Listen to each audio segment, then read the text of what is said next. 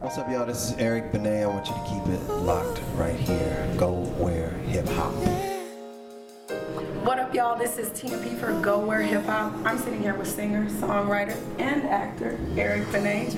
Thank you for sitting down with us. Very much my pleasure. Very much my pleasure.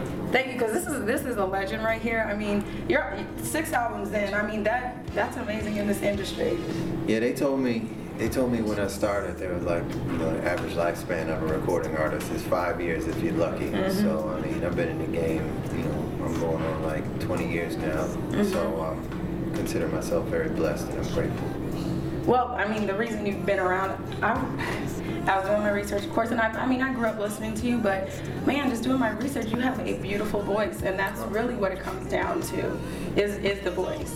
Thank you. Yeah, you know, I mean, I just, I don't know, I give that up to just everybody that I used to listen to when I was a kid, and lots of different influences, mm-hmm. Mainly my family, you know, like everybody in my family sang music, so that influenced me a lot. Mm-hmm. Okay. Well, you know what? Okay, this past year has been, I mean, you've had a lot going on. You got married, the baby, the Grammy nomination, and now we have the one coming out. Yeah. So talk about the title of the album and just like what life experience and lessons we can expect to see echoed on the one. Well, the album is called The One because I've dreamed and prayed my whole career to have my own record label.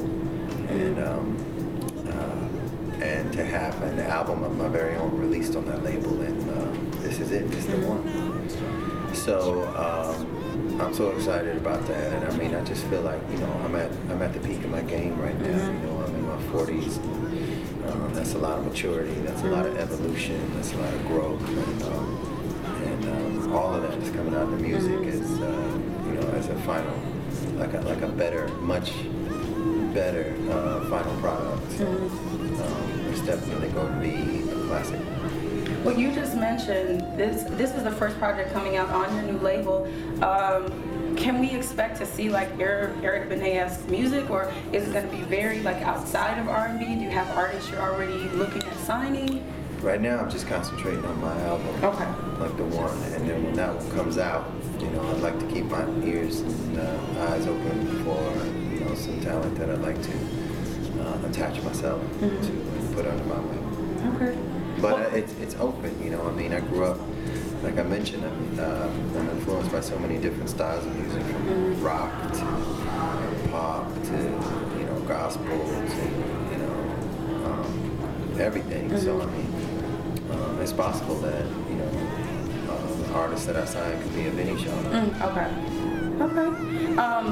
So I read this interview that you did in 2010, and you were talking about how music was a kind of vacuum for the soul. I don't know if you remember that quote. I guess you're talking about how music is losing some of its integrity. That was in 2010. I was wondering, have you seen any improvement in that, or are there any young artists you look at that maybe inspire that, defy that? Well, I mean, I should probably qualify that by saying there's always talented people. Mm-hmm. There's always going to be somebody coming along, you know, that's incredibly musical and gifted and talented. And, but unfortunately, it's like those aren't always the artists that get the attention. I mean, we live in an age now where, you know, probably like 3 or 4 of the top money-making celebrities this year probably don't have any redeemable talent at all. I mean, it's just like people who are famous for being famous, and I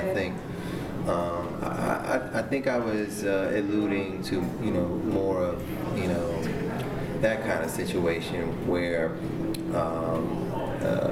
our quote-unquote big music stars today aren't really all that musical as much as they are processed and manufactured. But yeah, there are definitely artists out there that are dope and talented, but it would be nice to see the trend go back to talent getting the shine again, you know? I mean, well, I hear people talking about that in the music industry, doing what I do all the time, just that I think everybody's kind of ready, you know? So I think, I mean, with people like you doing, you know, your own label, I mean, we can look forward to them seeing music of a higher caliber. I mean, I've been doing it for myself my whole career, like trying to hold the torch for real instrumentation, like real singing, and so now that I have my label, that's you know, like I said, whatever genre it's going to be in, that's pretty much what my artist is going to have to be about, like bringing it for real, and like not being such a manufactured, processed, you know, facsimile of.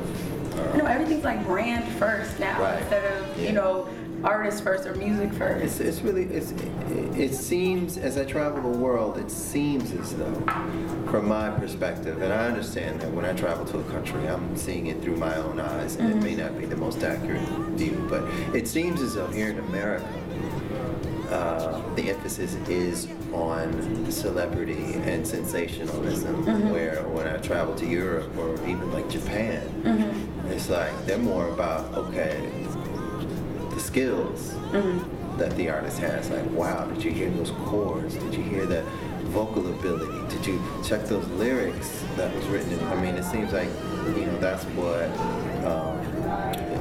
what excites and motivates the fans there, where over here it's just like, who's, I don't know, who can do the most craziest shit. And, right, and then you blow up, you know. So I mean, but you know, it would be nice, and I think people are slowly but surely starting to, you know, stop drinking that Kool-Aid of just, you know, idolizing people just because they just buck wild for no reason.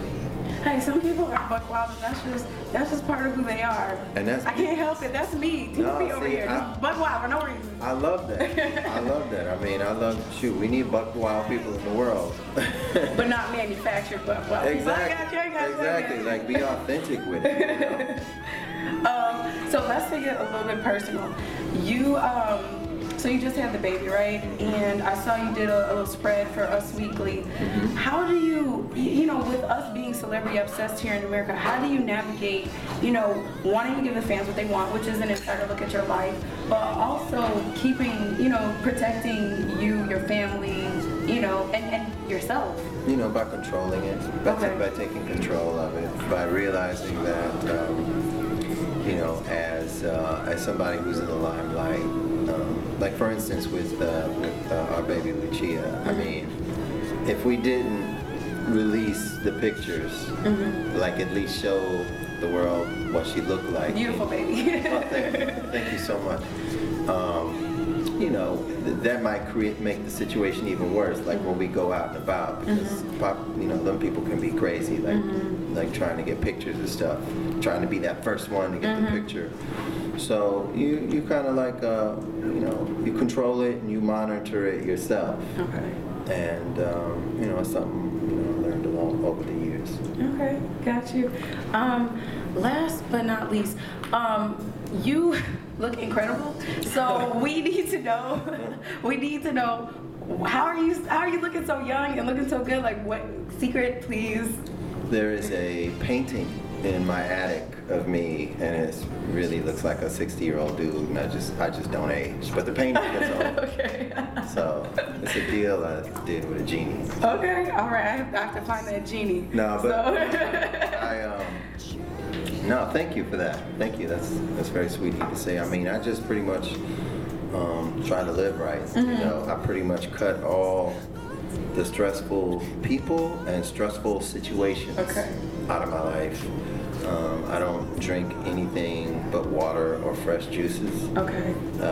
And I don't eat processed food, and I work out. Okay. And you know, I mean, once again, I love my country, but we kind of messed up over here in the highways. You know, I mean, we are notorious for eating bullshit, especially us. I mean, African Americans, we grabbing the chips, the grape soda, the beef jerky, this, that, and the other, and it's basically just eating you out from the inside. And you know, not to mention breastfeeding. Only 40% of African American mothers breastfeed. When that's atrocious when you consider how perfect mother's milk is for the baby. It's exactly how nature, how God designed for the child to eat. Not only, not to harp on that. I did. I know. I just got on breastfeeding. He represents. He's the national spokesperson for Women Must Breastfeed in America. I know, you know what I'm saying? I'm a lactivist. Okay. Oh wow. But no, but seriously, all the mothers out there, you really, really need to breastfeed your child because it promotes brain development and all the antibodies and all the natural nutrients keep your child from getting sick for years.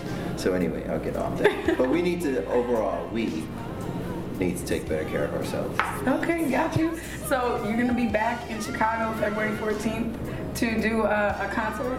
And so basically, Chicago, check him out. He's going to be back here. Let them know where they can find out more information about you, your your website, your Twitter. Yeah, you can follow me on Twitter at ebenet, EBENET. You can go to my website, ericbenet.net. And, you know, that's what's up. Just, I want to say thank you, everybody, for allowing me to, touch you with my music and keeping me relevant for the past 20 years. And I'm going to keep doing it, Sounds good to me. This has been Tina P for GWHH.com. All right, y'all, this is Eric Benet. You know I got to say what's up to my man Stan Perry, the man behind the camera, the lenses, the DP, all the way from my hometown, Milwaukee. So, we got that love. Milwaukee, in the middle.